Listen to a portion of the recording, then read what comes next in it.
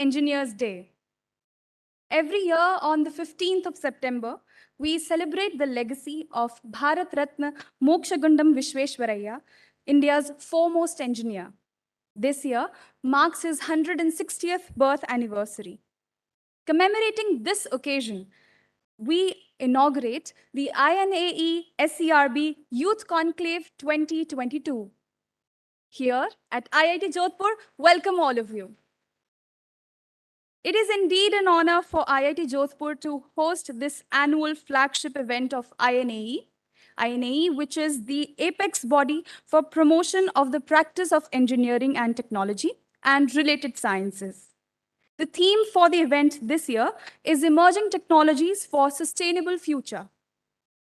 I'm Katyayani Sharma, a master's student of medical technologies, and on behalf of the entire IIT Jodhpur fraternity, I welcome the youth gathered here from over 50 different institutions across the country. Welcome to the Youth Conclave 2022, where you're going to get an opportunity to exchange experiences, interact with India's most eminent engineers and scientists, and churn up new ideas towards technology for self-reliance. That is, Praudyogikiya Atmanirbharta. Ladies and gentlemen, it is an honor to welcome our distinguished guests for the event. Gracing the occasion with their presence are Professor Purnendu Ghosh, Vice President INAE, and our chief guest, Professor Devang Thakkar, former Director IIT Bombay. Welcome, sirs. Also joining us online are our esteemed guests, Professor Raj Gopal Chidambaram, Chairman, Board of Governors, IIT Jodhpur, and Professor Indraneel Manna, President, INAE. Welcome, sirs. I also welcome Professor Shantanu Chaudhary, Director, IIT Jodhpur, and patron for INAE's Youth Conclave 2022, and Professor Sampath Raj Vadera, Deputy Director, IIT Jodhpur. Welcome, sir. To initiate the proceedings of this event, we invoke the blessings of the Goddess of Wisdom. I request Professor Chaudhary and Professor Vadera to escort the dignitaries onto the dais for the lamp lighting ceremony and mark the event's commencement.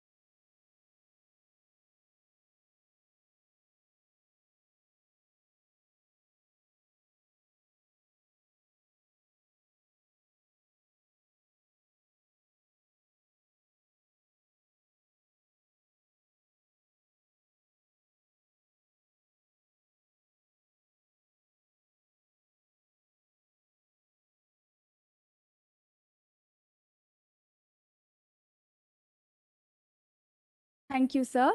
I request the dignitaries to kindly take their seats on the dais.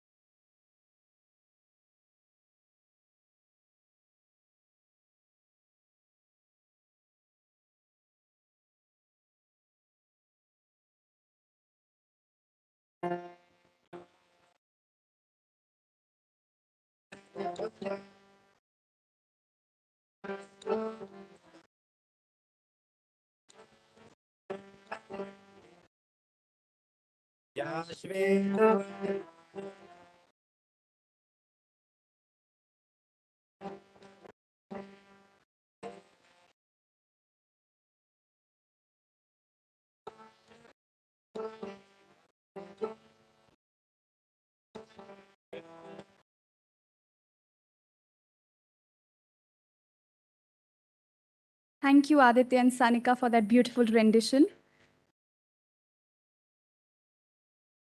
We are truly privileged today to be in the presence of eminent personalities who, by the dint of their lifelong endeavors, embody science, technology, and innovation. Now, I request Srishti to welcome Professor Purnendu Ghosh.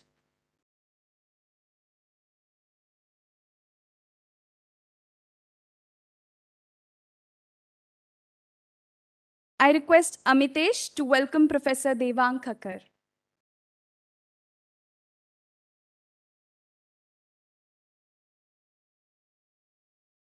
I request Karan to welcome Professor Shantanu Chaudhary.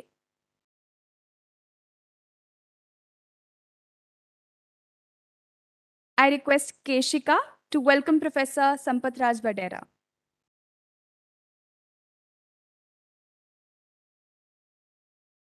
Thank you. Professor Shantanu Chaudhary is the director of IIT Jodhpur. He has been a faculty in the Department of Electrical Engineering, IIT Delhi, for over 25 years, where he was also the Dean Undergraduate Studies. He has also served as director of CSIR CEERI, Pilani. Professor Chaudhary is a fellow of Indian National Academy of Engineering. He has about 300 publications in peer-reviewed journals and conference proceedings, 15 patents, and 4 authored books to his credit. Sir is a recipient of Distinguished Alumnus Award from his alma mater, IIT Kharagpur. I request Professor Chaudhary to address the gathering and provide an overview of the Youth Conclave 2022.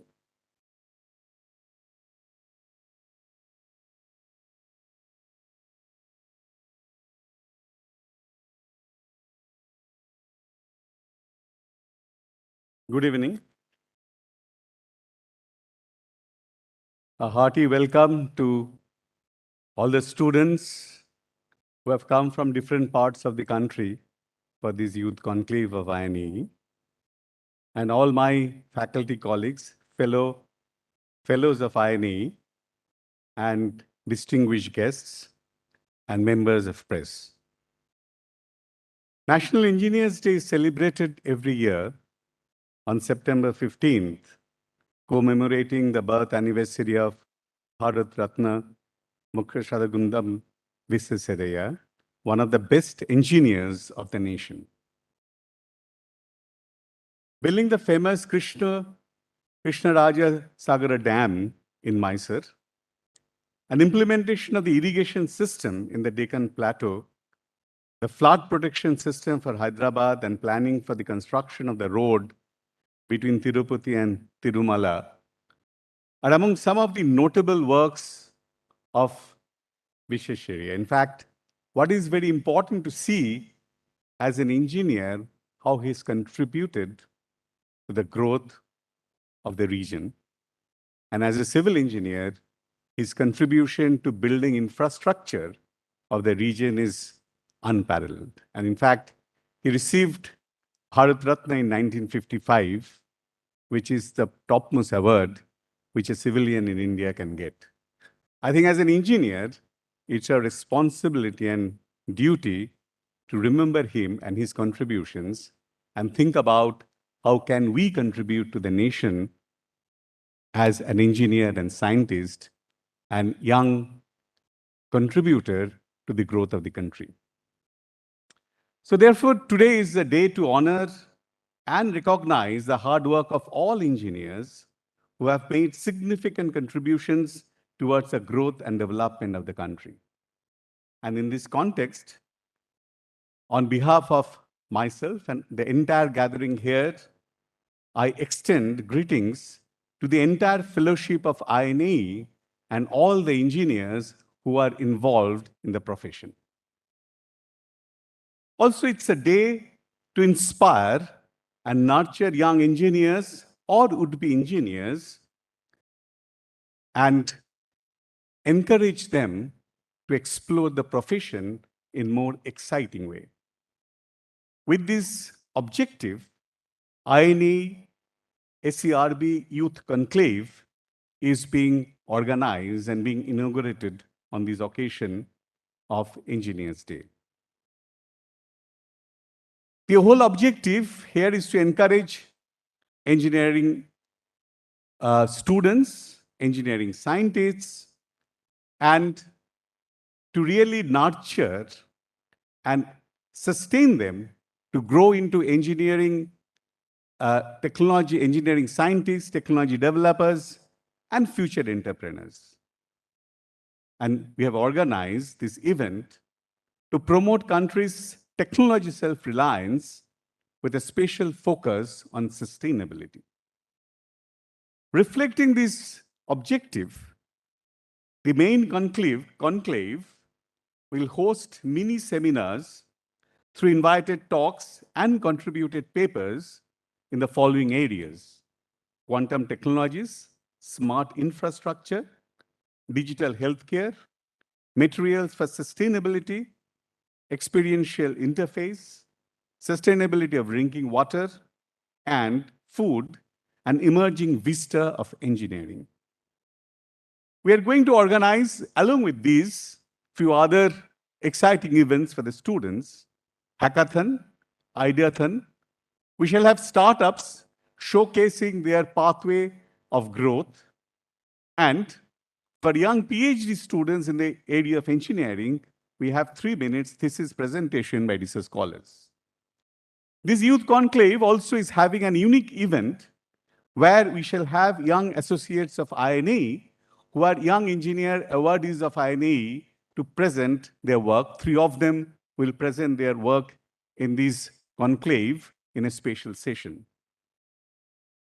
So all this put together, I think we have a very exciting program for all our budding engineers and budding entrepreneurs who are sitting here to make the country take forward to new age of prosperity and growth. With this, and best wishes to all the participants to this conclave, thank you. Jai Hind.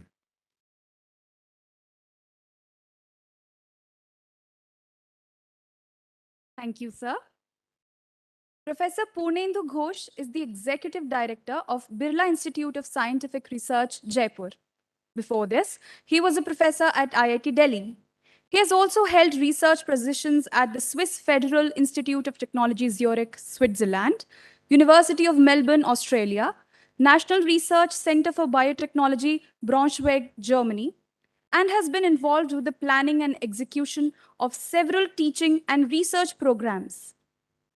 Professor Ghosh is currently the Vice President of INAE. As a Fellow of INAE, he was also conferred with the Distinguished Professorship Award of the INAE. Along with having several academic accolades to his credit, Professor Ghosh is a poet and has authored numerous books and articles in various genres and languages. We're honored to have you here with us, sir. I request Professor Ghosh to deliver the introductory remarks for this event.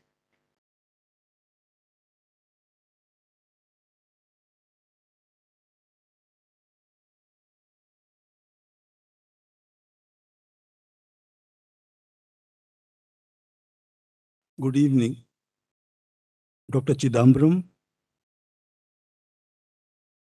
Professor Indranil Manna,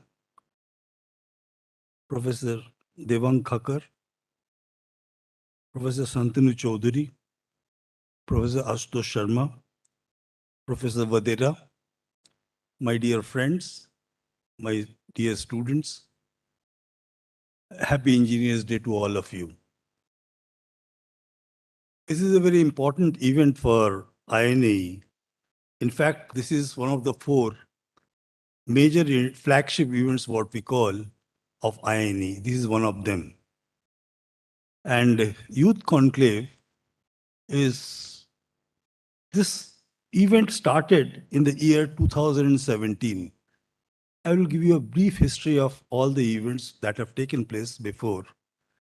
In the year 2017, we started this event for the first time at Birla Institute of Scientific Research at Jaipur. And our theme of that year was Engineering Excellence, Youth Leadership, and Nation Building. And this is the first time, and around 150 students participated, and almost 50 fellows of the academy, they participated in this event. And Dr. K. Kasturi Rangan was the chief guest. In that particular year, we started a essay contest. And the theme of the essay, we actually gave 4 themes to students.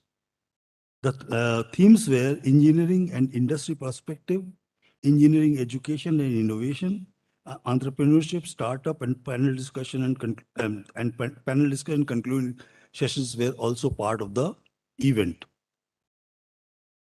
Then in the year 2018, we organized this event at the Indian Institute of Technology in Kharagpur under Professor Parthapratim Chakraborty and Professor Manoj Tiwari. Now, this particular event, the 6 identified themes were academic planning, town planning, optimizing food chain, healthcare apps, digitization of agriculture sector, and Swachh Bharat. These are the 6 themes that were taken, and that particular event was attended by 40 fellows and 230 students. And then we had kind of an essay competition. And this year, instead of 4 topics, we decided to give only 1 topic because there were a lot of problems when we were giving 4 topics. And we decided to give only 1 topic. And that topic was National Challenge and the Engineering Solution. In the year 2019, the 3rd INE Youth Conclave was organized at Indian Institute of Technology in Delhi. Professor Ram Gopal Rao, Professor Sheikh Zainuddin Ahmed, and Professor P.K. Panigrahi, they organized this event. And the themes were Health is Wealth, Digital Revolution, Environment Protection, Lab to Market, and Waste to Wealth. In this particular event, 30 fellows attended the event, and 200 students were there in the event. From this year, we stopped organizing essay competition because our first 2 experiences were not very good. There was a lot of kind of quality of essays we were getting from the students were not very good. And we decided to stop this event from this year. And then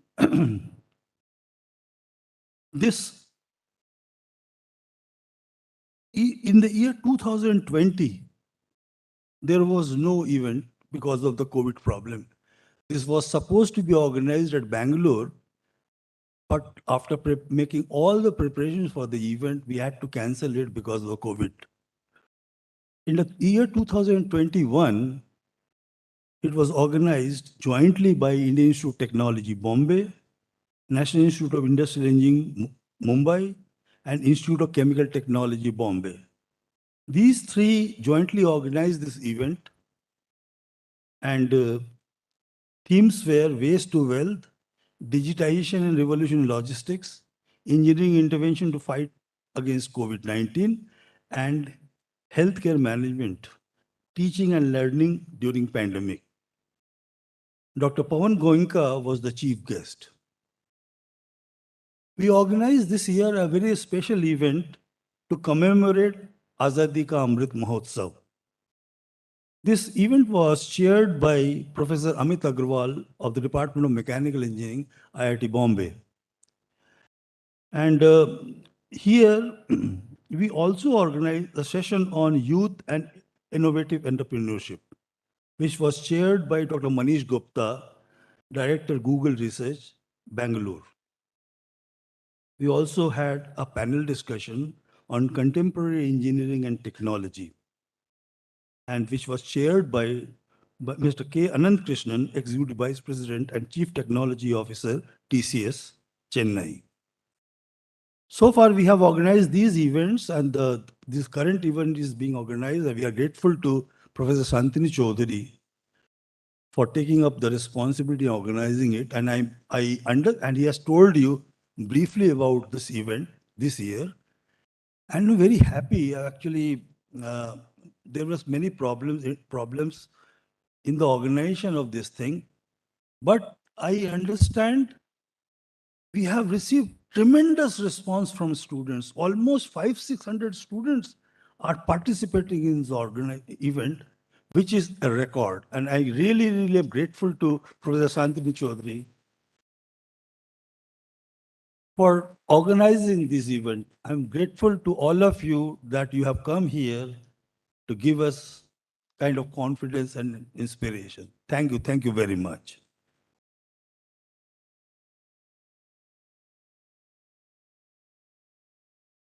Thank you so much, sir. Professor Indraneel Manna, a J.C. Bose Fellow and the Vice Chancellor of BIT Mesra, assumed the mantle of 14th President of INAE. Professor Manna obtained his bachelor's in engineering from Calcutta University, MTech from IIT Kanpur, and PhD from IIT Kharagpur.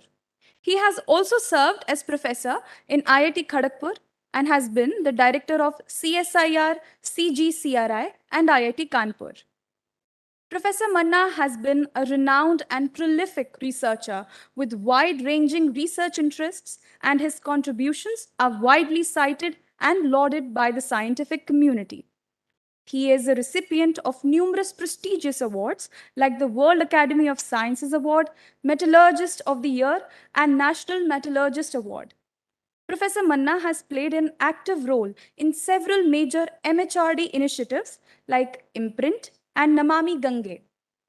Under his leadership, INAE has become a national agency that promotes the engineering and technological self-reliance of India through translational research, innovation, and entrepreneurship.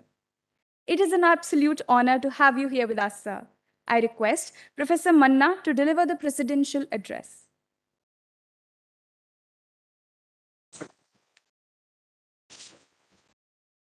Respected Dr. Chidambaram, Professor Devang Khakkar, Professor Shantanu Chaudhary, Professor Punendu Ghosh,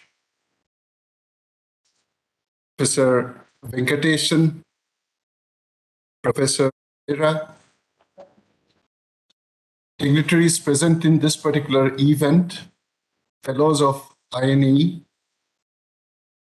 members of the engineering fraternity at large, dear colleagues and friends. It is indeed a privilege and also a very remarkable coincidence that the Youth Conclave, possibly the 5th Youth Conclave, is being held on a very important day, the National Engineers Day. Bharat Ratna Sir Visheshwaraya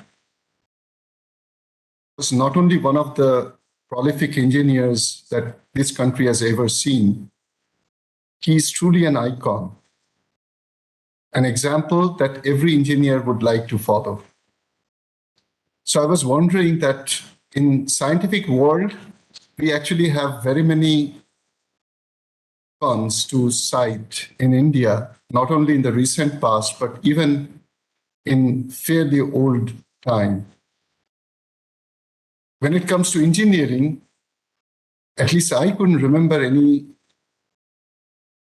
eminent engineer between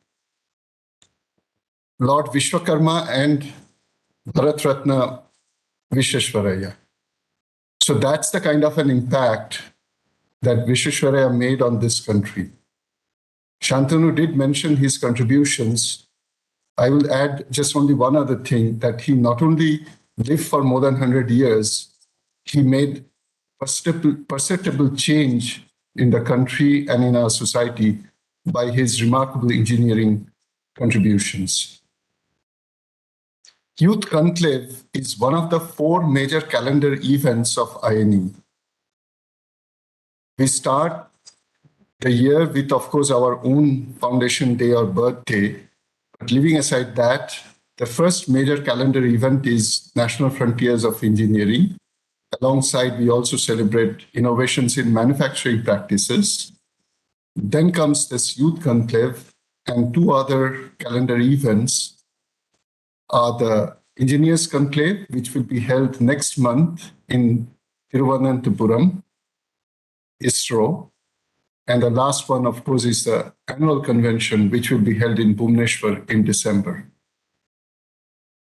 Often we hear a statement that if this country has any advantage that the entire world envies, that is the demographic dividend. In terms of figures, it means that we not only have nearly 1.4 billion people, out of which more than 800 million people are below the age of 35. And we either are already or will soon be the youngest nation in the world. So obviously, this is the biggest resource that this country has today. But how to capitalize, how to exploit, and more importantly, how to empower them.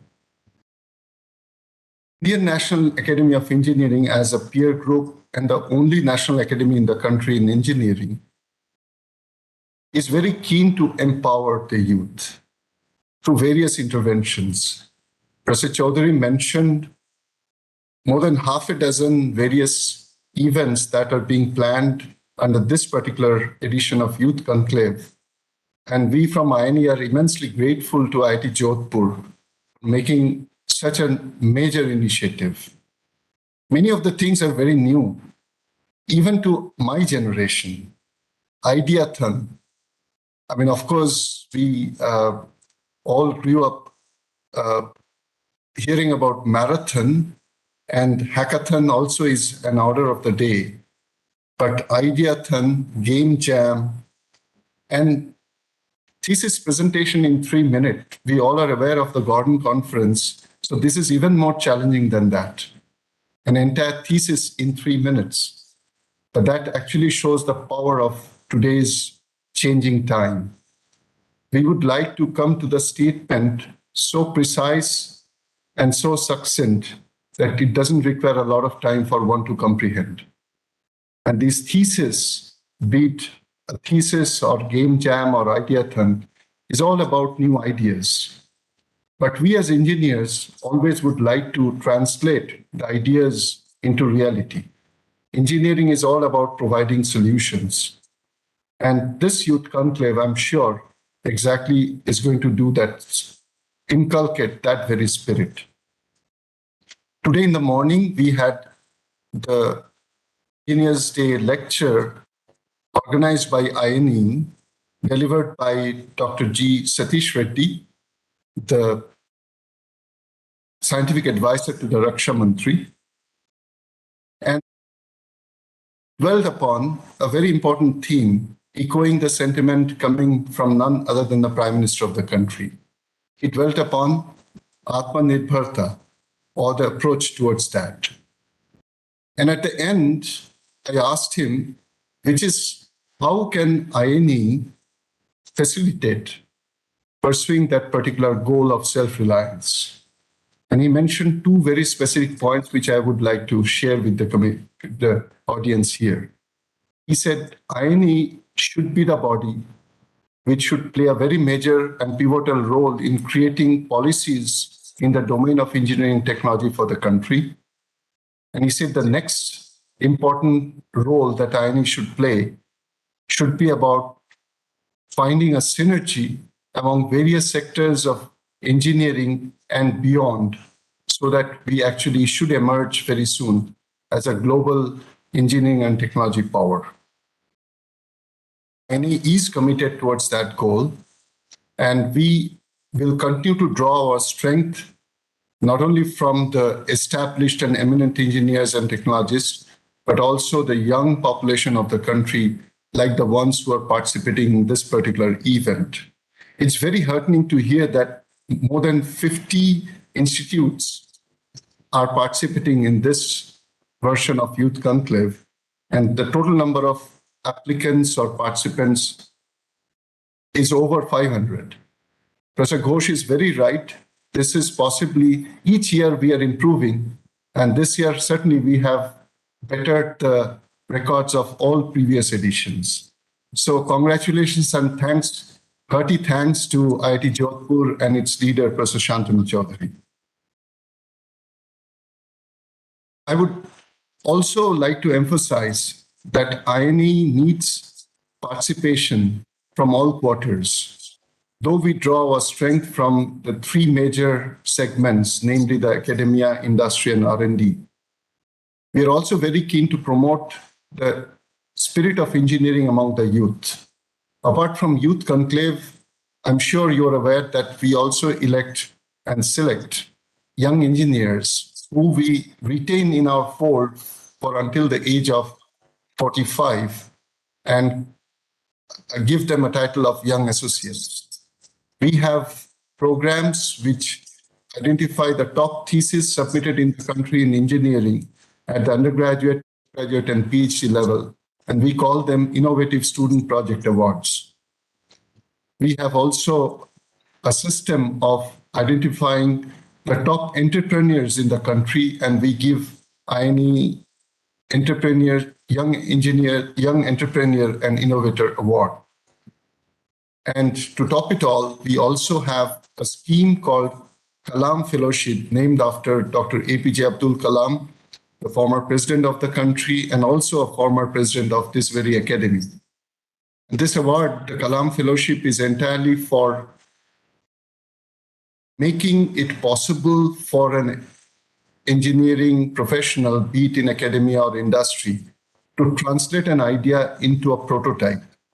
So it's not all about publication. Kalam Fellowship is all about providing enough evidence that an idea can actually be translated and field deployed. So with this much, I would like to end recording our deepest appreciation on behalf of INE to IIT Jodhpur, all those who are involved in organizing this particular event. And I wish a grand success to this edition of Youth Conclave. Thank you very much. Jai Hind. Thank you very much, sir, for reiterating the importance of building an engineering spirit in the youth. We definitely share in your vision of engineering and beyond. Ladies and gentlemen, our chief guest, Professor Devang Khakkar, is the former director of IIT Bombay. Professor Khakkar did his BTech from IIT Delhi and his PhD from the University of Massachusetts Amherst. Professor Khakkar's research interests include mechanics of granular materials and polymer processing. Sir has published more than 100 papers in these areas. For his research achievements, Professor Khakkar has been accorded several national awards, which include the Shanti Swarup Bhatnagar Prize, the Swarna Jayanti Fellowship, and the J.C. Bose Fellowship. Professor Khakkar is also a recipient of IIT Bombay's Excellence in Teaching Award, Mathur Award for Research Excellence. He is a fellow of Indian Academy of Science, the Indian National Academy of Engineering, National Academy of Science, India, and the Indian National Science Academy. Sir is a member of the Atomic Energy Regulatory Board. He is currently the Vice President, Indian National Science Academy, and serves as Chairman of the Governing Board, TIFAC DST. Sir, we're absolutely delighted to have you here with us. I request Professor Khakkar to deliver his plenary talk titled Science, Technology, and Innovation.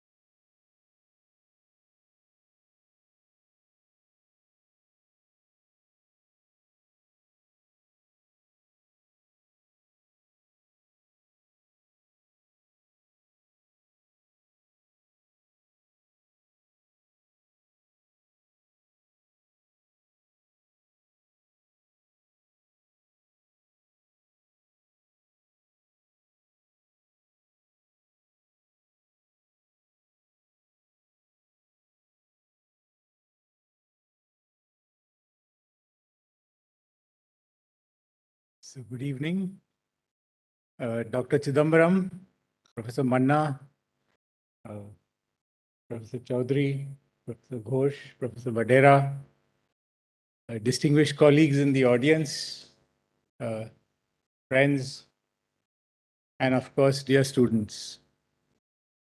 First of all, thank you for the very kind invitation to be here.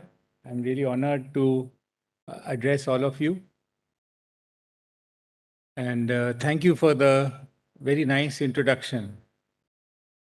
For many of you, young students, you may not know what INAE is.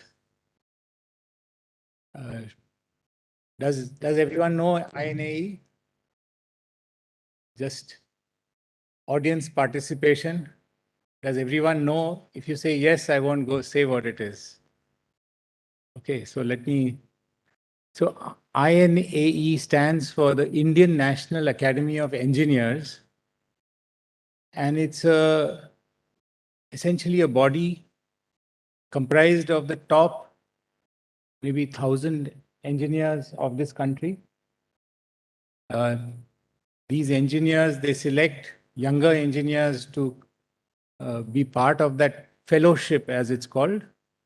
And it's really very prestigious to be a fellow of INAE. I am a fellow of INAE, and I see some colleagues in the audience who also are. And it's a matter of great pride for me. And so I'm also very happy to be part of the INAE SERB Youth Conclave, and which is being held on a very auspicious day, the National Engineers Day. So my greetings to all of you on this day. Professor Chaudhary has already explained, and you have already read what the program for this conclave will be like. And when I look at all these topics, they are certainly amongst the most important things that an engineer would be concerned with. And the activities certainly look very, very exciting. And I'm sure that you are all very keen to participate in all these programs. But one of the broad themes that I see across all this is how can we translate this science that is there in these different areas and the new ideas that we have into technologies that are useful. And that's really the basic idea of my talk, is to give a very broad idea of how these things move from science to technology. And what I'll try and talk today is, I'll start with an introduction in which I'll try and define a few things. And then I want to just mention three things that I came across, which I was very happy about, recent advances in science, just to say that, science is moving forward fast.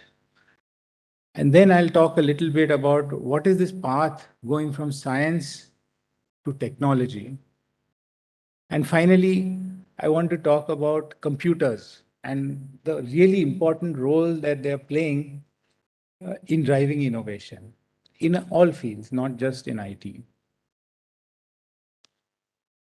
So first, let me just start with some definitions. So here I'm just going to say some things, some ideas which are there in a recent book that has been published by J.M. Otino called Nexus. And he's basically looking at all these ideas, that what is art, what is science, what is technology, and so forth. And here is a very, very brief summary.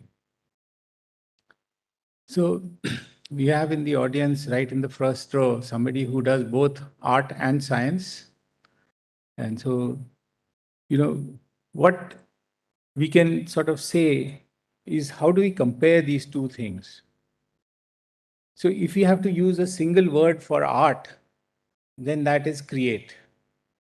And for science, it is discover.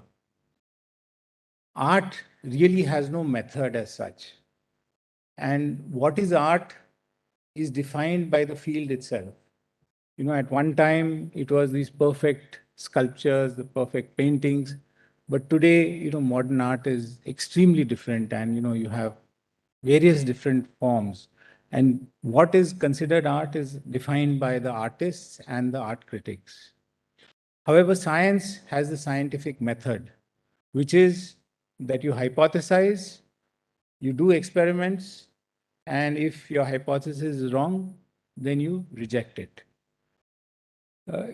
In art, the idea is that each artist tries to establish their own sort of style.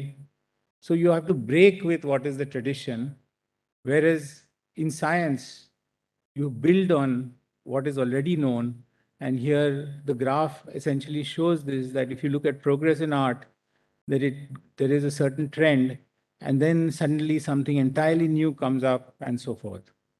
Whereas if you look at science, there is a progression, then there may be a sudden new development, and there's a jump in progress, and then again steady progress and so forth. So this is how science progresses. And then if you look at engineering and technology in the same vein, then the key word there is invent.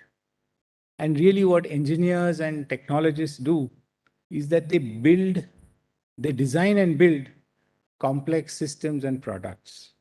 And here there is a very close sort of intermingling of science, of art, and economics.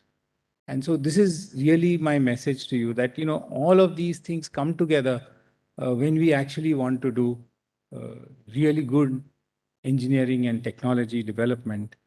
And what is really very characteristic about technology is that you have these invention obsolescence cycles, that some new technology is developed, then it rapidly makes progress and improves, and then it saturates, then something new comes up which essentially overtakes this, and this new technology becomes prevalent, and so on. And here is an example of that. That you started with a phonogram, then you had record player. This is all how we listen to music over history. Some of these things you may never have heard of. A record, long, we had discs and we used to listen to music by those. Then there was a cassette player. Then there was something called the Sony Walkman, which was very popular. Then we had CD players.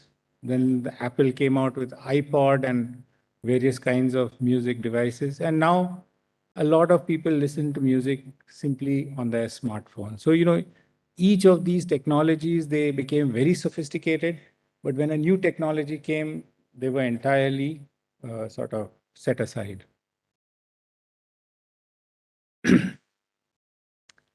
And innovation is a sort of combination of these things, that you have some new product, process, some kind of invention, or there may be a continuous improvement or a small improvement in some existing device.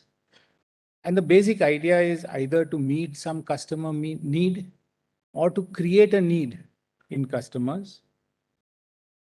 Technology is not essential in an innovation, but it is an enabler. And the key thing is that this innovation should provide some kind of economic or other kind of benefit.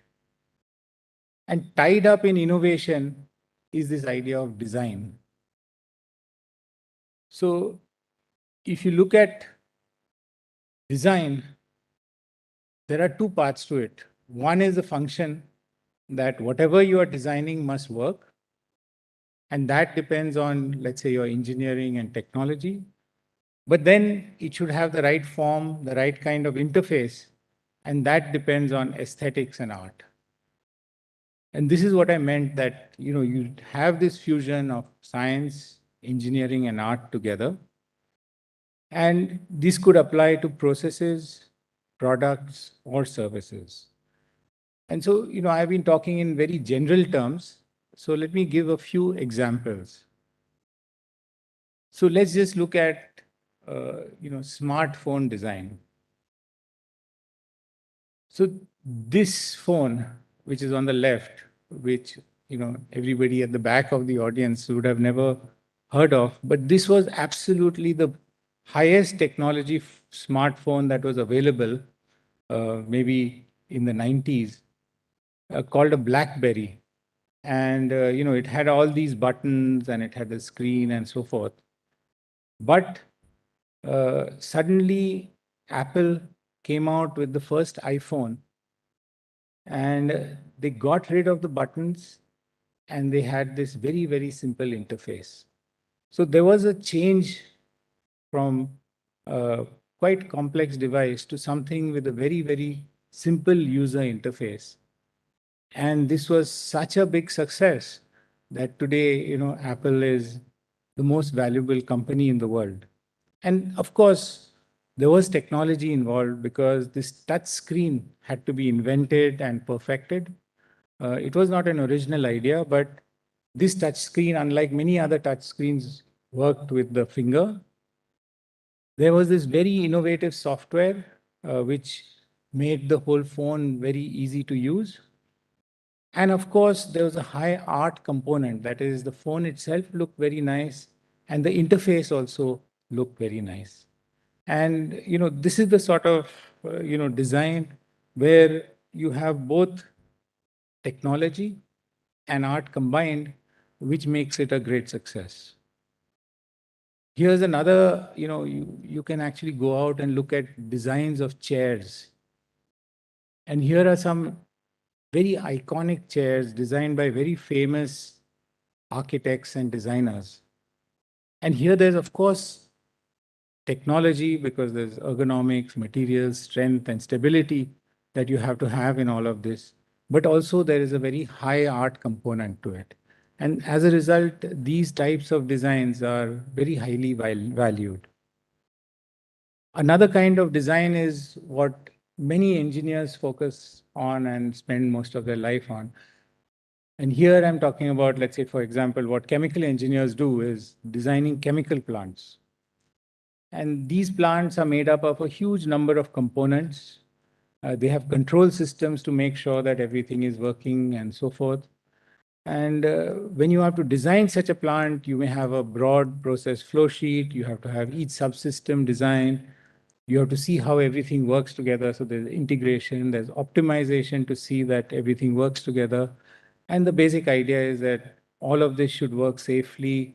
It should be stable over time. And of course, if you want to make changes, you should have the flexibility. So these types of designs have a very high technology component, but there are so many choices to be made in each of these, how to draw the flow, how to make the flow sheet, how to design each subsystem and so forth. And what sort of scale up, what are the safety factors we should have, what should be the layout. And there are many design choices. And that requires some sort of art which comes through experience. So, there is art in there, but it's not what is really traditionally seen as art. And we can say the same in many different fields. For example, if you have to design either a plane or a computer chip, you can say exactly the same thing, that there is a high technology component to it, but then there is a certain art in getting the design right because you have to make certain design choices. And then, of course, there are some designs which have both high technology and high art. And I've just put two of these. And these types of designs, they sort of have an emotional connect with their customers. And as a result, they can charge extremely high margins. And these companies become extremely successful. So with that, I want to just change gears. That was a sort of introduction to try and tell you that, when we are looking at engineering, all of these things are together. We take in science, we do all the engineering, do the design, but there is also a component of art in there. And so, this whole process of innovation involves a very wide range of disciplines. I thought I'll just mention three things that recently I came across. And many of you would have come across this also. And these are, just to indicate that science is not slowing down. It is going forward at a high speed. So one of them is this new telescope that has been launched. It's called the James Webb Telescope. It is a space telescope. It was launched in 2021, end of 2021, and it is about 1 million kilometers from the Earth. So, the light of the Earth and the heat from the Earth, it cannot reach it. And it's an infrared telescope. So it is seeing, the heat that is coming from stars, and it is so sensitive that it can look back in time before even the first galaxies were formed in the universe. This is one of the most ambitious telescopes that has ever been produced. It cost $10 billion to this project to make this telescope. And the design process took about 20 plus years in the making. And if you go on the net, you can already see some of the images that are coming. And there's a lot of excitement about what we will discover about the time very close to the Big Bang. The second, bit of news, and I think this is of great interest to all of us because of this need for clean energy, is the progress that is being made in fusion energy. And here is an item which says the world's largest tokamak just crushed the record for nuclear fusion energy. We're still a long way off from commercial production of energy using fusion technology. But this is, something to say that progress is being made and we are moving ahead. A third thing which I'd like to mention in a totally different area, which is in medical sciences, that a deadly disease, HIV, there has been a cure found for it. This is really a major breakthrough. And this says that an American woman appears to be entirely cured of HIV after a unique medical treatment. So, I'm just trying to give you an overview of the kind of major advances that are being made. And finally, all these are very recent, 2022 kind of. And finally, something that's closer to my field of interest, an amazing new polymer has been reported, uh, which is an ultra strong two-dimensional, like a planar polymeric material.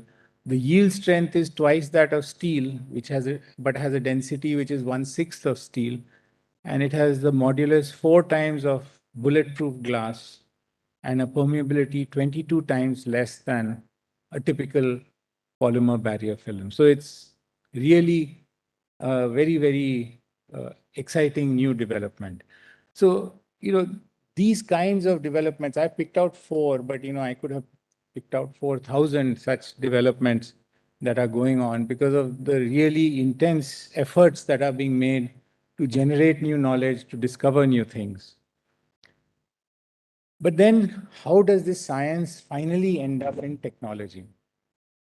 And let me just give one example of Raman scanners.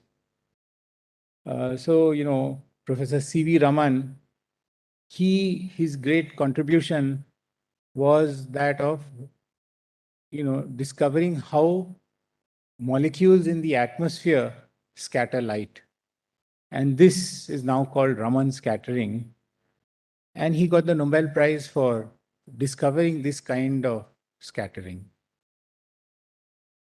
Based on this theory, now, over the years, people have developed what are called Raman spectroscopes. And these are essentially devices which use this kind of scattering from molecules to predict, to be able to see what is the composition of materials.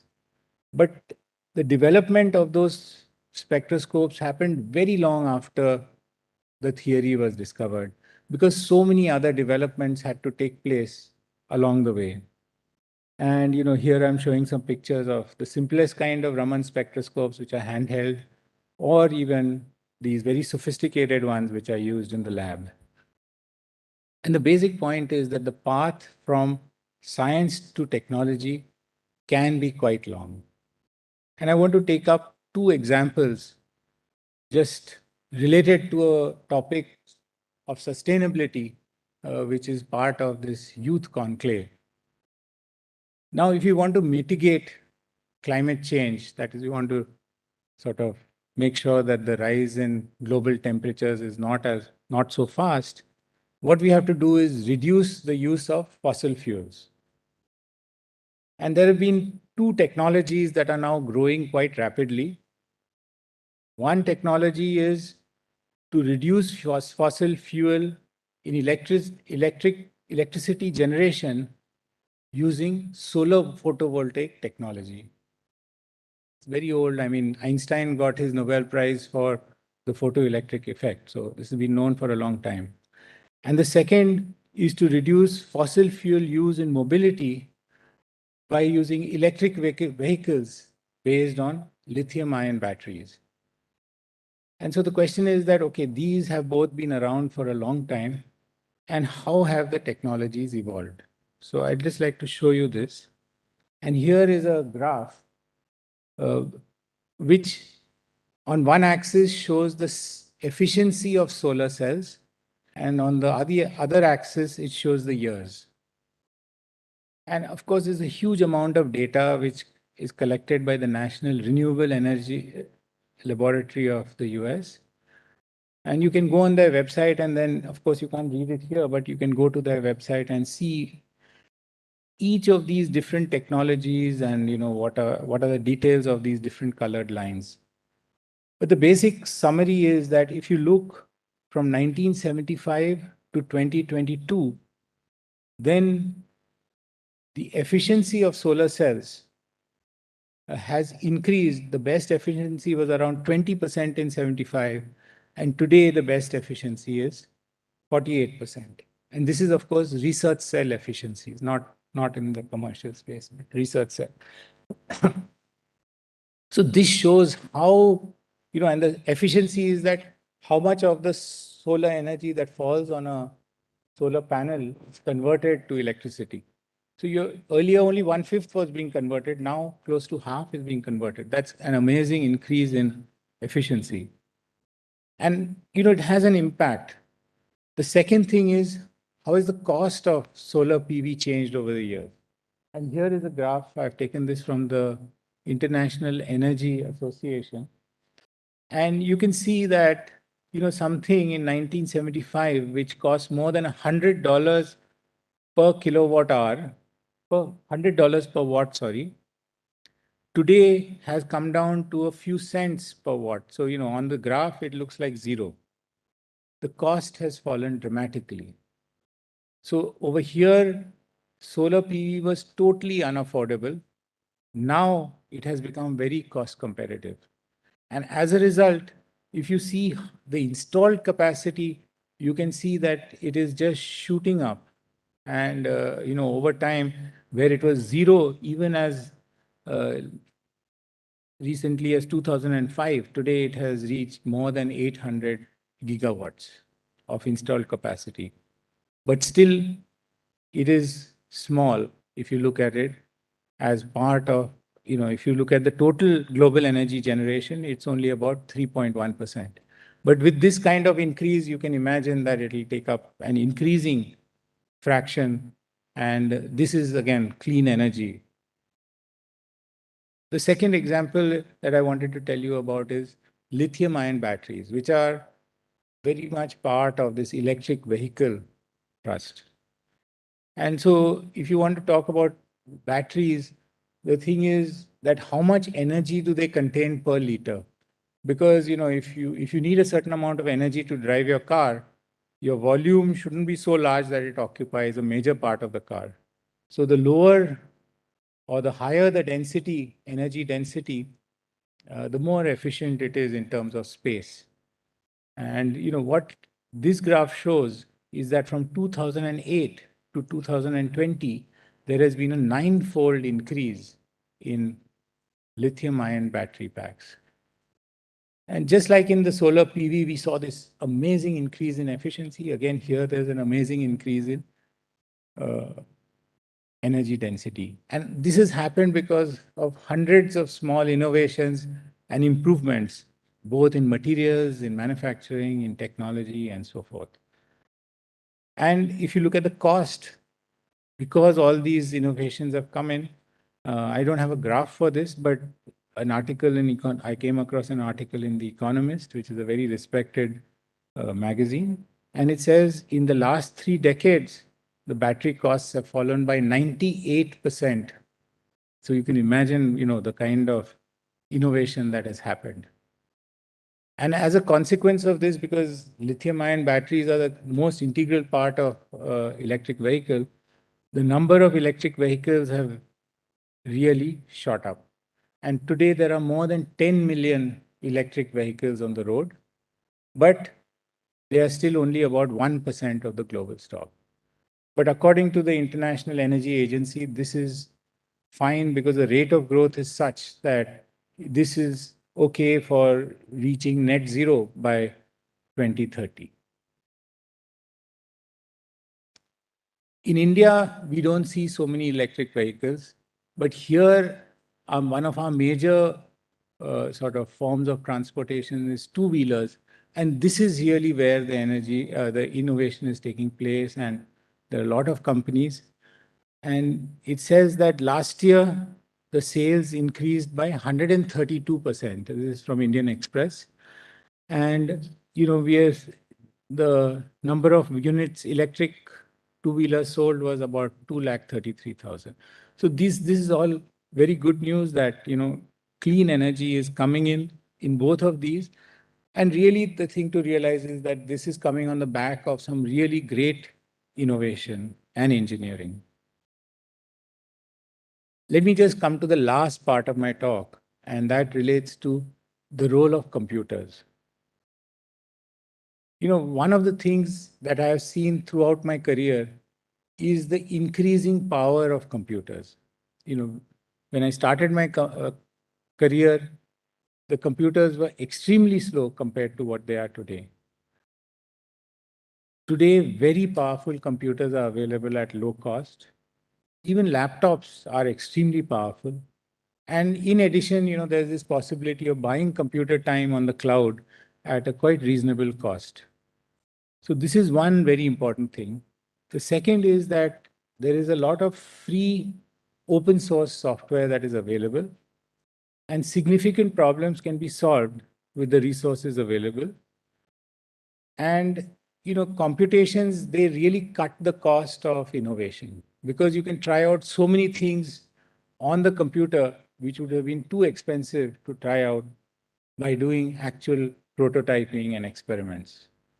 And I thought I'll just share some things that are from my research. For several years, I've been working in this area of granular material flow, that is flow of powders, you can say, and that's quite widely used in many, many sectors. One of the things that is often done is that you have this cylinder which rotates and that's partly filled with these particles. And we try to look in detail at, how do these particles flow by doing experiments. And so here it just shows a photograph of these particles flowing in a region near the top of the cylinder. And we could calculate what is the speed in there and then get things like velocity profiles and stuff like this. But we did lots of these kinds of experiments, but what we found is that it's extremely difficult to really get too much detail of this because you can make measurements only at sidewalls. It's really difficult to measure stresses and forces. And then, of course, you're always stuck with wall effects. So we moved to computations, and here is some image of these particles flowing.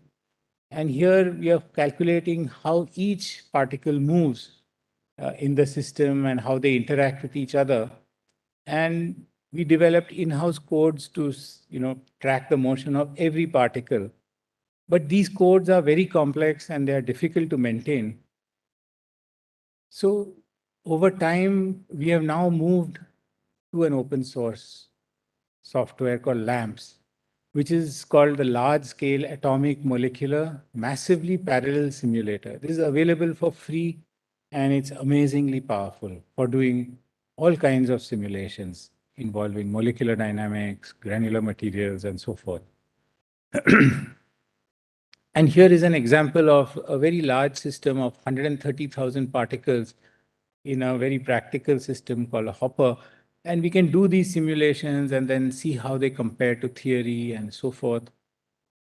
Another example of using lamps is for molecular systems where we can look at what happens to, if you stretch a polymer chain and so forth.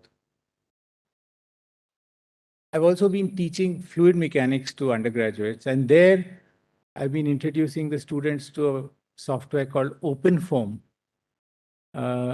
which is really very powerful open source software for studying the flow of fluids. And it is free and very simple to download and install. And here is an example of a problem that was solved by students in the course as part of their project. So, you can solve quite complex flow problems, and this can be done on a laptop using free software. So my message here is that there is a lot of open source software available in all fields, whether you look at AI/ML, whether you look at electrical design, solid mechanics, molecular dynamics, computational fluid dynamics. You find a lot of software. It is free of cost. You can just download and use it. And in most of these cases, the source code is available. So you can actually modify it if you get proficient enough to use it. But of course, it doesn't have the GUI and it is harder to use than commercial software. But there is a community of users which can help you.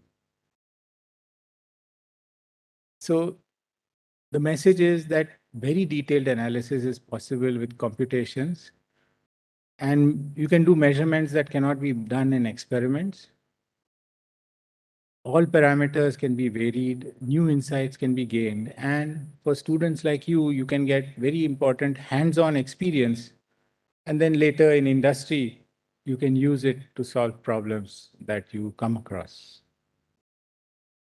So with that, those three basic segments, let me conclude my talk.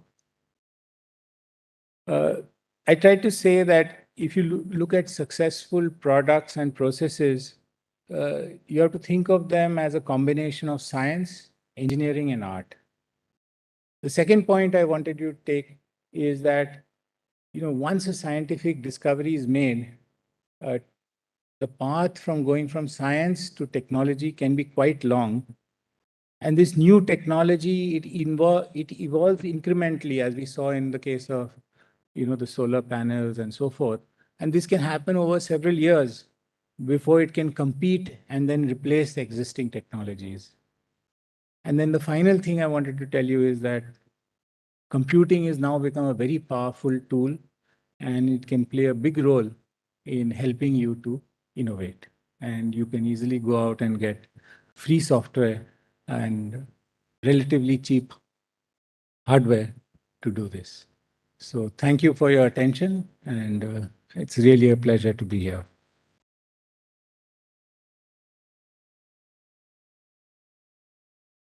Thank you so much, sir, for delineating the journey of how science and technology has evolved through the years. Joining us online is Dr. Raj Gopal Chidambaram, Chairman, Board of Governors, IIT Jodhpur. Dr. Chidambaram has been the director of Bhabha Atomic Research Center and was the chairman of Atomic Energy Commission.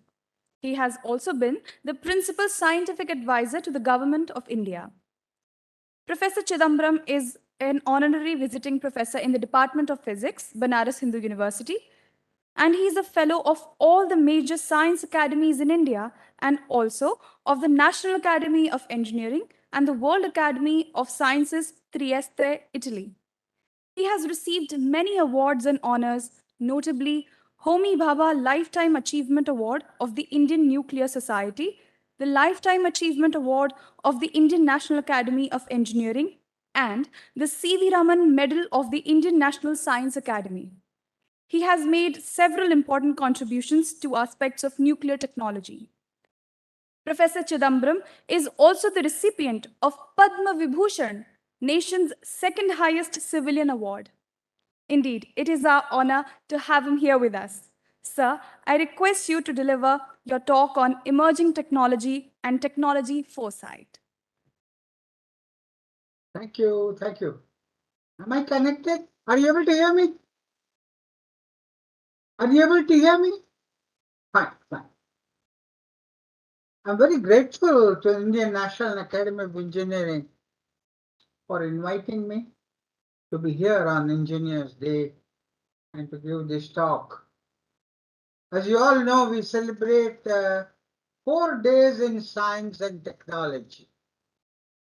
The day Raman announced the discovery of the Raman effect, we celebrate February 28th as the Science Day. Then the birthday of Srinivasa Ramanujan as a Mathematics Day. The first day of the Pokhran 98 test as Technology Day. And then the birthday of the greatest engineer India has produced, civil engineer, as has been mentioned before, Mokshagundam Vishwesvaraya, as the Engineers Day. So I thought I will talk today on emerging technologies and technology foresight. Can you miss it? Yes. Now, there are many emerging technologies. What technology foresight says is, of course, you must examine all the technologies and then you must decide, assessing it on the basis of India's needs in the long term, the short term, and considering India's entire population. What is the technologies we should give prominence to? That's what is meant by technology foresight. Next slide. So one can say emerging technologies are technologies whose development, practical applications, or sometimes both, are still largely unrealized. Well, they could be new and disruptive, but mostly they are refinements of older technologies with new applications. And as I said before, you have to convince yourself that they are needed for your country. I think the important emerging technologies for India are energy technologies. I've shown a long time back. The Human Development Index correlates very strongly with per capita electricity consumption. And India's per capita electricity consumption must perhaps go by 6 times before it can become a developed country in the fullest sense of the term. Health and water security, environmental security, cyber security now, agriculture and food related, climate change mitigation and adaptation, developments in electronic systems, network technologies, then go on space and defense, artificial intelligence, data science, and also we should look not only at large industry, but at MSMEs, rural development, and also those technologies which enhance our exports. Next slide, please. See, what is India of our dreams? India of our dreams is an India which is economically developed. The UN Sustainable Development Goals are only the beginning. We want to become a knowledge economy, ability to generate new knowledge, and to adapt knowledge generated anywhere in the world. Want to be scientifically advanced with an excellent RDI ecosystem, which means excellence in basic research, including what I have called directed basic research, applied research, technology development, R&D-led innovation, backed by high-quality manufacturing skills. We must be also militarily strong, with the ability to fight and win conventional wars, crush low-intensity conflicts, and provide nuclear deterrence. Next slide. See, this is a cartoon which precedes the 1998 test. This guy is obviously a Westerner, is asking the Gandhi cap, who is obviously an Indian. You must not make the bomb. Why do you want the bomb? And the Gandhi cap tells him, if I had one, you wouldn't talk to me like that. That's why I said in a lecture more than 10, 12 years back, national development and national security are two sides of the same coin. Development without security is vulnerable. Security without development is meaningless, of course. And there are examples of this in world history. And in the context of nuclear deterrence, we must remember, also in the case of a person, human, the greatest advantage of recognized strength is that you don't have to use it. And that the greatest disadvantage of perceived weakness is that the enemy may get adventurous. This is the context you must look at the emerging technology. I said before, we need an STI ecosystem with excellence in all these areas. And we need to build an advanced technology superstructure with an excellent foundation of basic research and higher education. And today, this technology superstructure has to be built in the environment of the climate change threat. Next slide.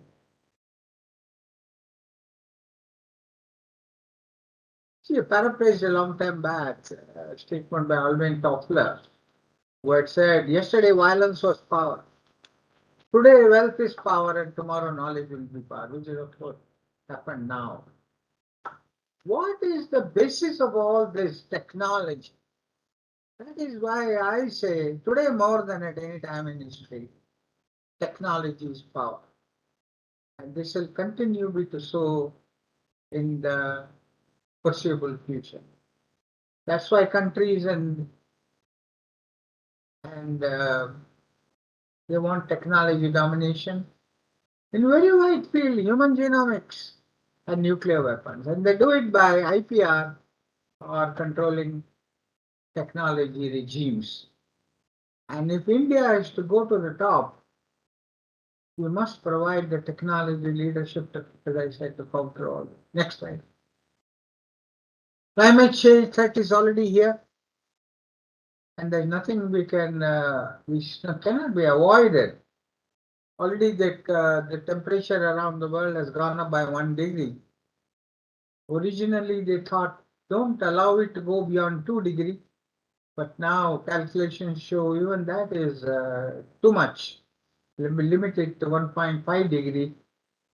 And firstly, we must model at high resolution of smaller regions, because averages don't mean much to a particular region. They vary a great deal, say the northern hemisphere and somebody near the tropics.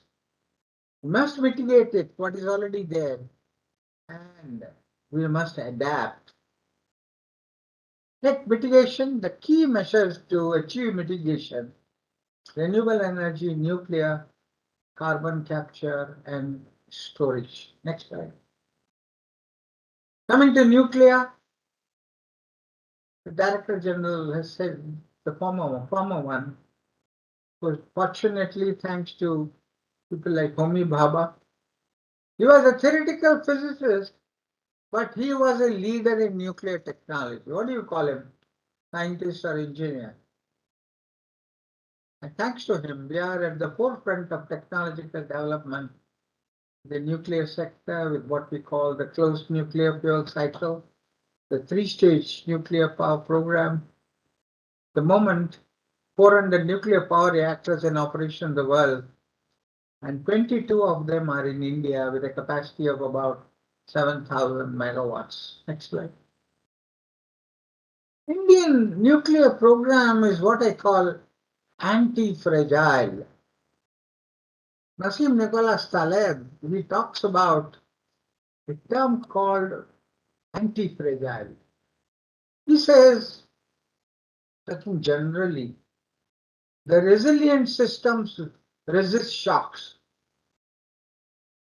The fragile systems are destroyed. The anti-fragile get better and better.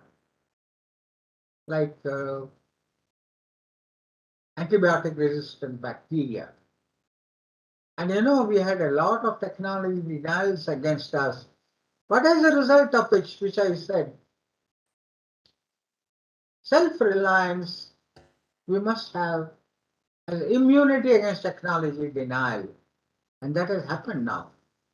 And the Nuclear Supplier Group guidelines, which is a subset of the Non-Proliferation Treaty, it has been relaxed especially for India. And now we have, of course, most of it is our own initiative. And to strengthen it, we must leverage it. As I mentioned to my Western friends in a meeting abroad, that we need you in the short term in nuclear field, and you are going to need us in the long term because our energy demands are so high. And it is generally accepted. And there's a group which came here from the IAEA OSAT mission, and they looked at the nuclear power program some years back, and they saw open communication, enthusiasm, motivation, sense of ownership which is needed for any technology, and they saw it at all levels. So they were very happy about that. Gives a strong safety culture, not only in nuclear but in any kind of technology. Safety and reliability also go together. Systems are reliable, they are safe. The car doesn't break down anywhere. Brake doesn't give you trouble, clutch doesn't give you trouble. Very safe car. Next slide. And of course, we must go for international collaboration, both in basic science. Large Hadron Collider in Geneva is an absolutely basic science machine built by high technology. You can't build machines like the Large Hadron Collider, which has got a 26-kilometer circumference tube into which protons are being accelerated, bent by dipole magnets, focused by corrector superconducting magnets. 1,800 of them, in fact, were supplied by India, and they were looking for this Higgs boson, which they of course finally found is equal to. You see, use the Einstein's good old equation E is equal to mc squared. When mass is destroyed, energy is produced. That's why you get nuclear energy. If energy is destroyed, mass has to be produced. So two colliding particles, when they collide, energy is destroyed. And if you collide at a very high levels, as in the, let's see, tera-electron volt energy levels, you can produce very heavy particles. And that is how they did the experiment in the Large Hadron Collider. And also we are participating in the ITER program. The Institute of Plasma Research is the partner from the Indian side. And this is the ITER, which is coming up in Cadarache in France. Next slide. This is the reactor, ITER, based on magnetic confinement fusion, tokamak, which is the donut, the plasma being confined by a very complex magnetic field system. Well, this is a project no single country can afford. And India is one of the 7 countries which is involved in this. And we are also contributing all the subconducting corrector magnets to this. Next slide. And also we are supplying the cryostat for the ITER The collector magnets was for the Large Hadron Collider. The cryostat is for this ITER project, which you see here.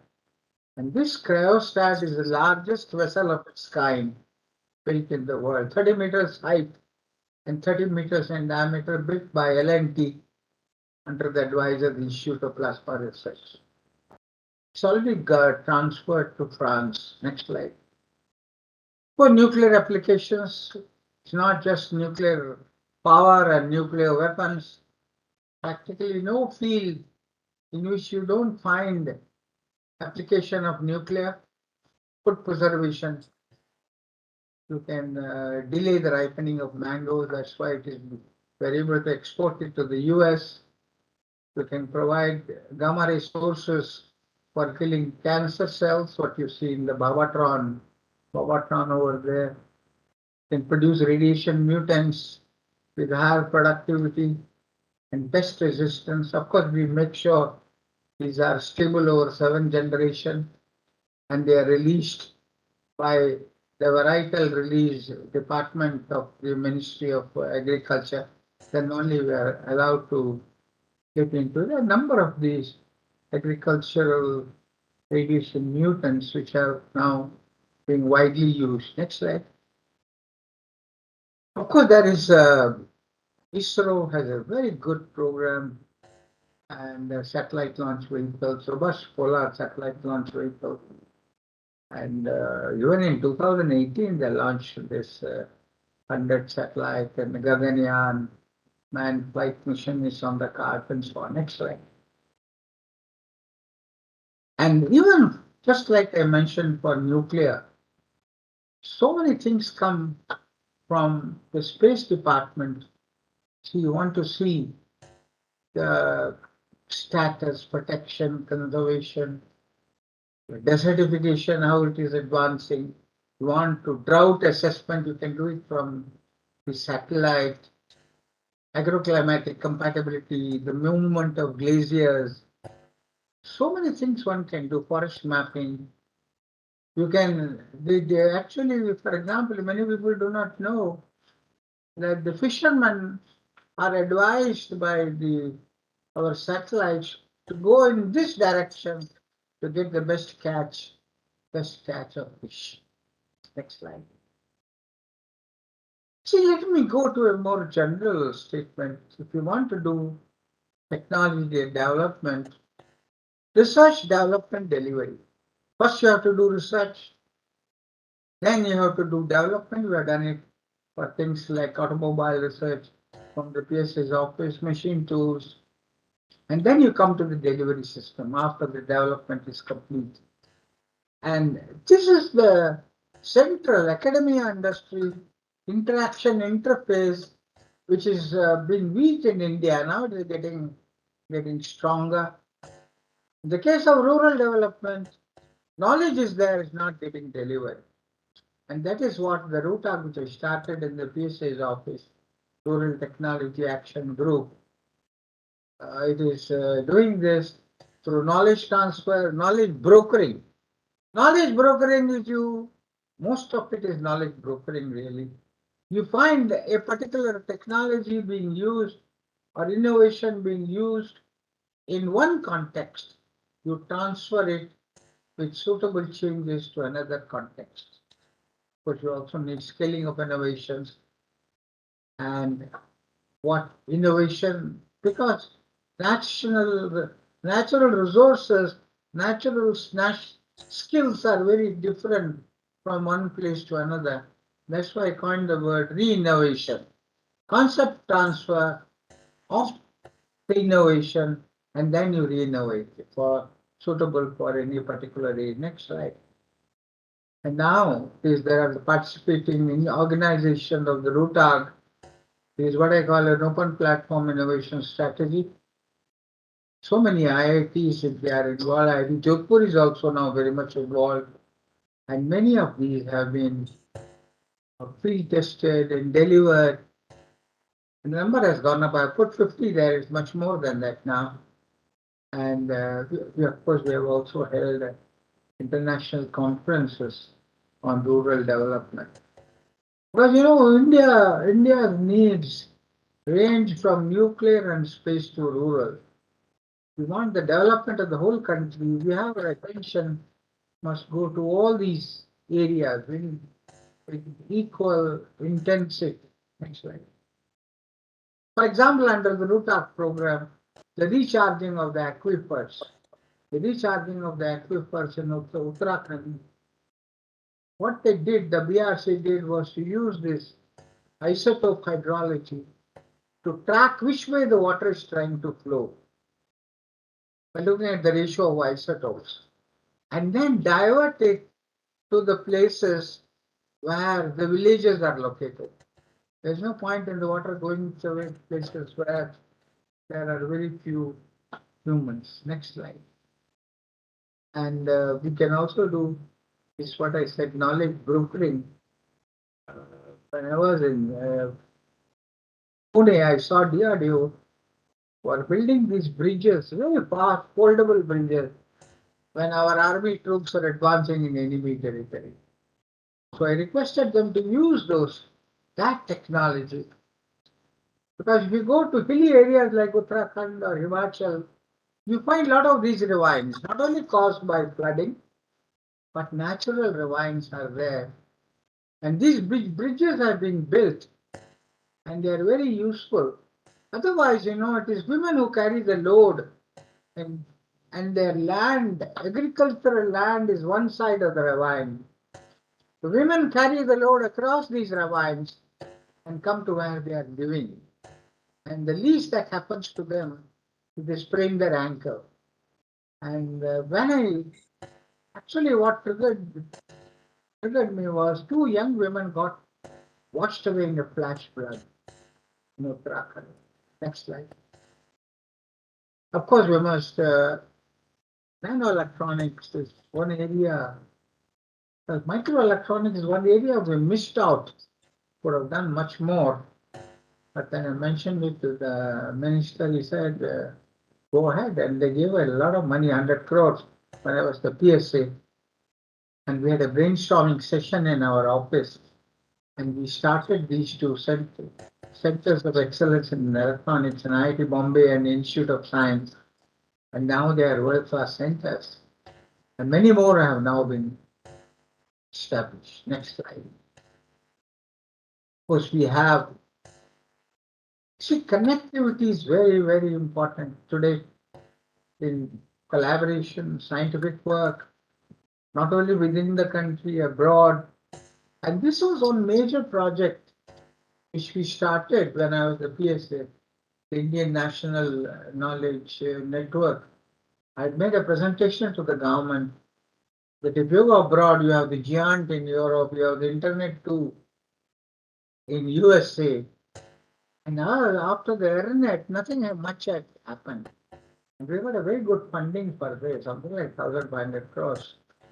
And now Indian scientific laboratories have gone much more. All universities, national labs are now connected with knowledge institutions, as they call them, are connected through this NKN. Next slide. And then, of course, today, cyber security is an extremely important issue, information security. And this again, we had started when I was PSA. And such is in Chennai near IIT Madras. And as you can see there, it is, and they're doing very good work in many areas of cyber security, intrusion protection, detection system, use of game theory in cyber security, blockchain, and so on, and to avoid many kinds of denial of service attack and other kinds of attacks. Next slide. And then, of course, we have now Internet of Things. People are getting connected more and more, even at virtual private networks. And connectivity is obviously essential for increasing interactions in every field. Of course, the moment you connect, you become vulnerable. One can say greater security in isolation. That is not possible today, and not happened so much in India yet. In US, for example, on an average, every family has got 10 connected devices. They have uncooked food or cooked cold food 10 minutes before reaching out, they switch on the oven and like that. But then you need all these require security. Because the moment you have IoT, you have an enhanced surface of attack. And there are unsecured practices, right? So when all these now, we had actually a meeting on IoT security, and I've mentioned there that this kind of simple defenses protect your password and then firmware updates, strong data encryption, two-factor authentication. For example, not just the password in case of important system, but also biometric. And you must continuously monitor the IoT networks and IT sources, kind of any kind of anomaly. These are emerging technologies, and they are advancing very, very fast. You have to keep pace with them. Next slide. Artificial intelligence, everywhere now, omnipresent, and of course, one can trying to replicate human intelligence by analyzing cognition to machine learning, and then other ways to create artificial neural networks, something like deep learning and all that. And one has to continuously go on working on this area. Next slide, please. Of course, the AI systems, as I said, are omnipresent, and we have there are advantages. There are some disadvantages. Of course, human errors are avoided in AI systems, but systemic faults can occur. Has to be on the watch out. Unbiased decisions is better capable of than humans, because they have no emotion or ethics. So it uses data provided by humans. Also take faster decisions. Always available. There is no question of human fatigue coming in here. But advantage is they've got high costs. The AI system at high costs, but one has to pay for. You have to pay for that. There's nothing much you can do. You have to continuously update it. But AI systems have no creativity. And human robots can take a task are for humans are extremely hazardous. That's why they are now being increasingly used for hospital waste or handling explosive materials. Next slide. We should not hesitate to be the first user of new technologies. And here, we need an appetite for risk taking. That's what Phil Rosenweiss says in his book. This idea is brilliant. When it comes to technological breakthroughs or launching new products, it's better to act and fail than fail to act. Many people, I'm not one of them, they want to go always for proven technologies. But I say proven technologies by definition are obsolete technologies. Of course, they can be subjected to continuous evolutionary improvement, that's fine. So the proven or emerging, we should not hesitate to pursue them, of course. If we decide they are important for India on the basis of a technology foresight analysis.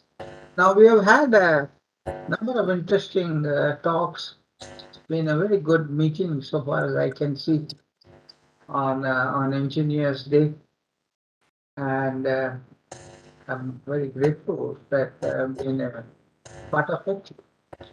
And I wish the Indian National Academy of Engineering all the best in the years to come. Thank you very much.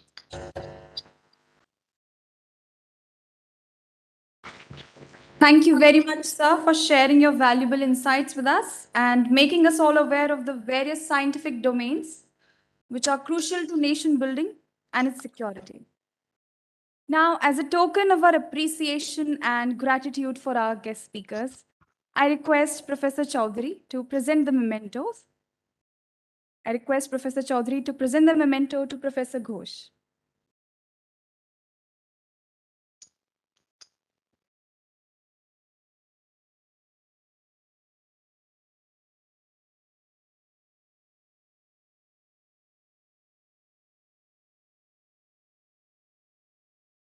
Thank you, sir. I request Professor Chaudhary to present the memento to Professor Devang Thakkar.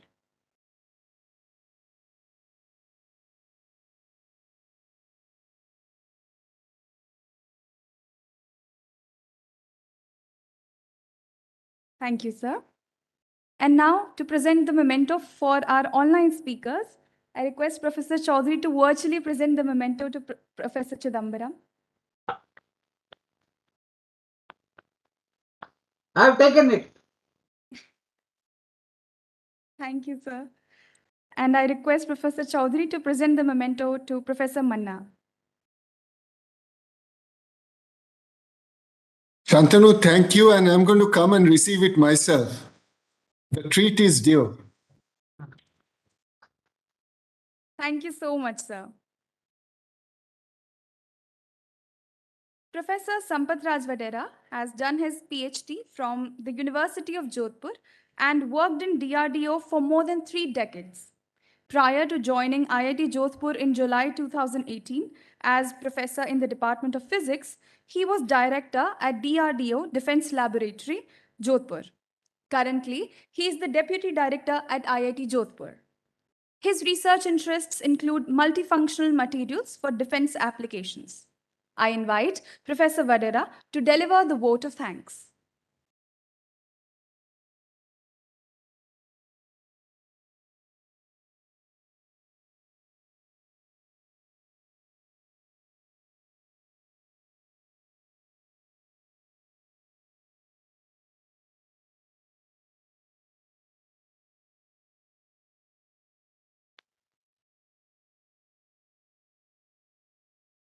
Very good evening to all and warm greetings on the occasion of Engineers Day.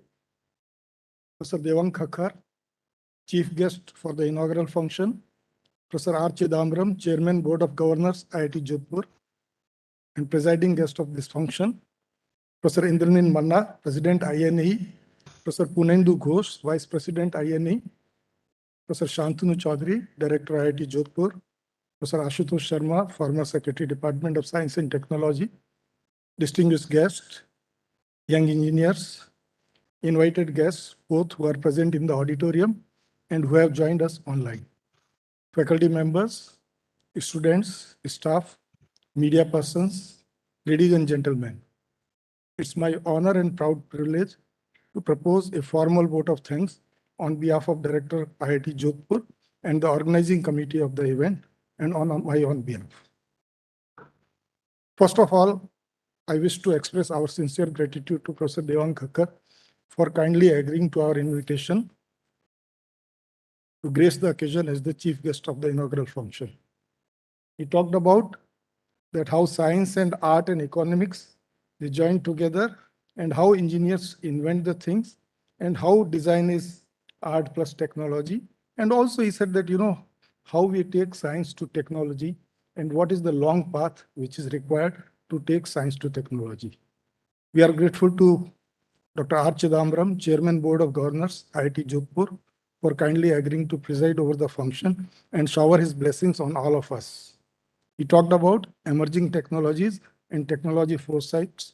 He gave various examples of technologies, starting from nuclear technologies to rural technologies. I wish to express our sincere thanks to Professor Indranin Manna, President INAE, for joining us online and sharing his thoughts with all of us. We also thank him for giving IIT Jodhpur an opportunity to host this important event and providing his valuable guidance as the president of INE. He also described about the objectives of INE and various flagship events of INE. I express our sincere thanks to Professor Purnindu Ghosh, Vice President INE, for being with us and giving an overview of activities of INE. We are also thankful to him for his constant guidance in planning and execution of this youth conclave. We express our sincere thanks to INE for providing IIT Jodhpur with an opportunity to organize this national level event. We express our sincere thanks to SERB for providing generous funding for the organization of this youth conclave. We express our sincere thanks to all our sponsors for their financial support and being our partner in the organization of this mega event. We express our sincere thanks to Technology Innovation Hub, National Mission on Cyber Physical System, for sponsoring Game Jam event being organized as part of this INE SERB Youth Conclave. The success of any technical program is highly dependent on the richness of its technical contents. We are highly grateful to all our invited speakers for being on campus to share their rich knowledge and valuable experience with our young engineers. I'm sure that our youth will make full use of this opportunity. I express our sincere thanks to Professor C. Venkatesan, Professor in charge faculty at IIT Jodhpur. Actually, he's the person who has been,